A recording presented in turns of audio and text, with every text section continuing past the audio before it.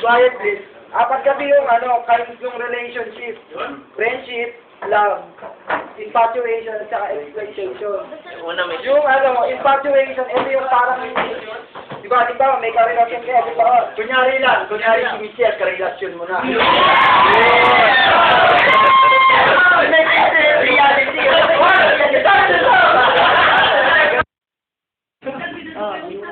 Ayun, halimbawa sa infatuation, halimbawa kami na ni Michelle. Oh, yan!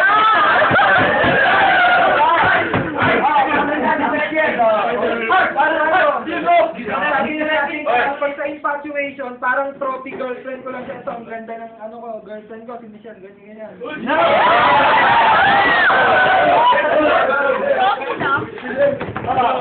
Pero infatuation, pwede rin yung maging exploitation. Paano? Halimbawa, si Michelle. Jay, excitement. Gawan mo naman ako. Yun!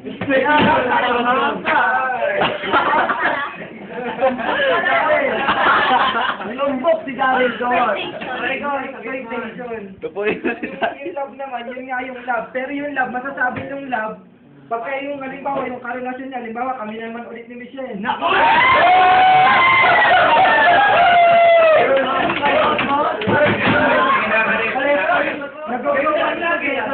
Nag-grow up together.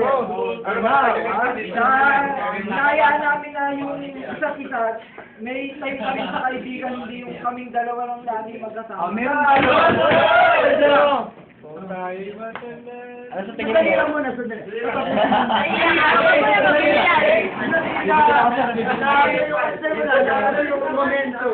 Halimbawa, di ba dito sa atin may magkarelasyon? Halimbawa, sabihin na natin kami ulit ni Michelle.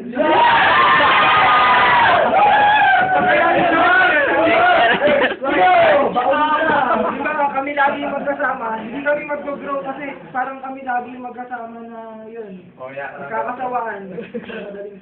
Hinahawakan ng kamay. Ito sa kaso lang. Mahirap din yung kagaya ng mag-girlfriend, kayo na lang kayo, tapos nag-asawa kayo pa rin ng kayo. May kulang kaya doon. They're away from the group. Meron dito, hindi ko na, meron teacher dito na gano'n, parating na lang sila. Sila lang, pero naghiwalay na yun, ibig sabihin, hiwalay na. Parang medyo hirap siya ngayon.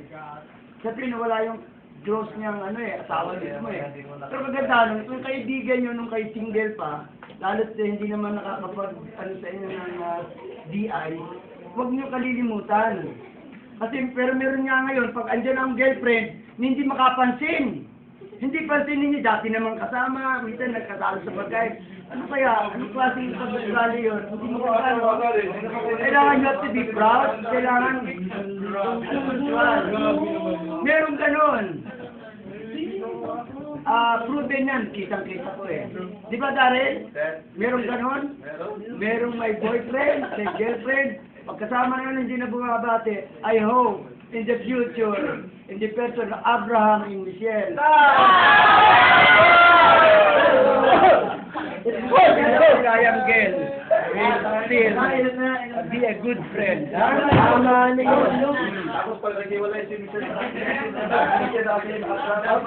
pwede ka na.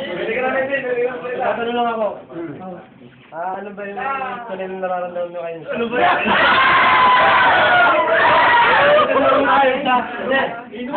Ano ba yun? Relation, infatuation, or friendship?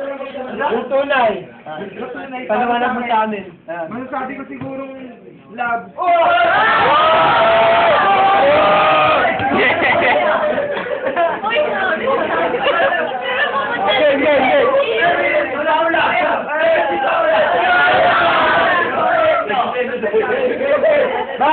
Bakit? Kasi love. Pagka yung kasama ko siya, masaya ako. Yeah!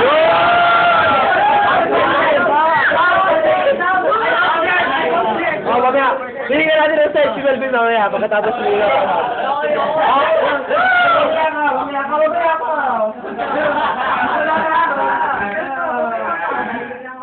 Quiet please. Simula nga lang, kumbaga nag-grow ako. Lumalim ang aking pananaw sa buhay at naging YouTube.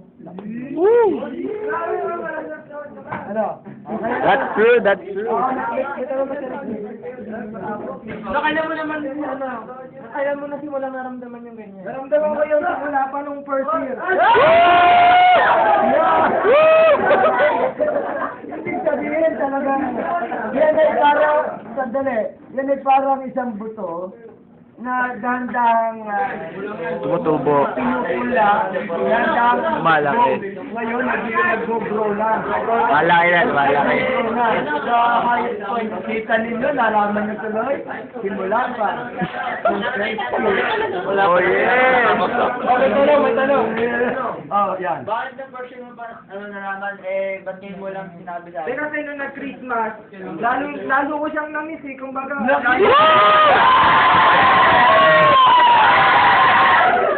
ko Okay na si Michelle, eh. Oh, pag nandito si Michelle, tapos... Ayun na! May tao, may tao! Michelle. Wala. Restore mo na. Kaya naman, hingin na natin yung pahay ni Melvin. Ano, maaari ka ba tumayo? Ikaw muna.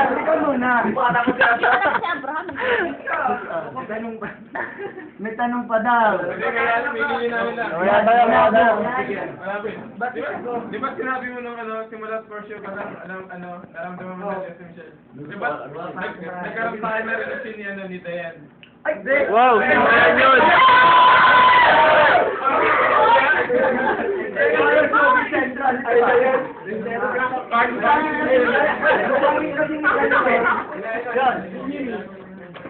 Anong klase ba yun? Parang infatuation lang yun. Yun! Flirt lang. Woo! Ayun! Wow!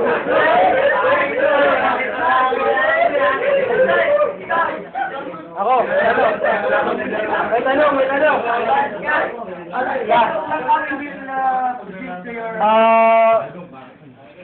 Sa love mo kay Michelle, magagawa ko bang banggay ng kaibigan mo kahit si Melvin para lang mapatunayan na mahal mo siya? Siyempre.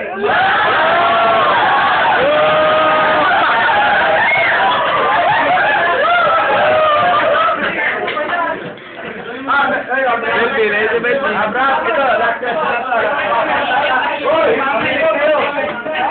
Abraham, di naman lingit sa atin o first year pa, nagpaparamdam na si Melvin. Anong naramdaman mo noon na hanggang ngayon? Nire-reto pa rin namin si Melvin kay Michelle. Tapos nagulat si Melvin nang malaman ni Melvin na nandiligaw kay Michelle. Anong Naramdaman ko. ano makakaliwanag kay Melvin ng maayos? Hindi mo alam, umaasa na umaasa.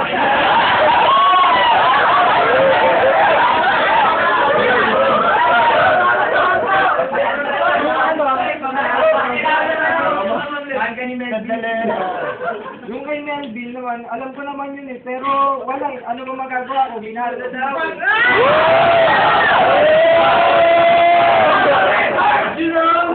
Saka di ba sabi mo lang, Love is not a competition, but I'm winning.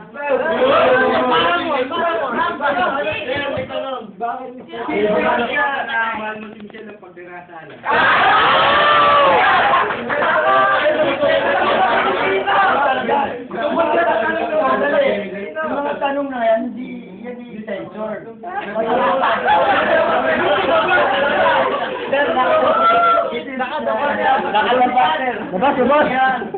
Yung tatanong mo naman, Credo, sa tingin ko hindi naman pagnanasa, kasi may respeto naman ako kay Melvin.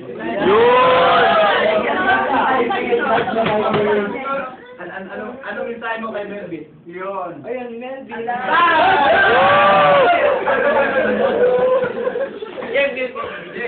Right now, magkaribal tayo kay Michelle, sana magkaibigan pa rin tayo.